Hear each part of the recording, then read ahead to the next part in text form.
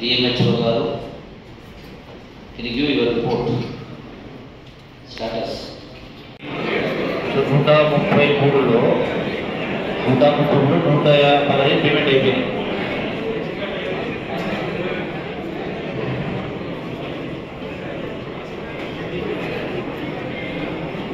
అది జిల్లా అధికారులందరికీ నేను విజ్ఞప్తి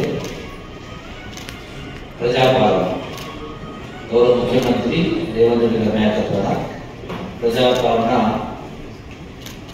అంటే ఈ యొక్క రాష్ట్ర ప్రజలు ఈ ప్రభుత్వానికి ఆశీర్వదించి ప్రజాపాలన చేయాలి, పూర్తి పారదర్శకం ఉండాలి, ప్రజాస్వామ్య విధాన ఆవిష్కృతి ఉపయోగించింది.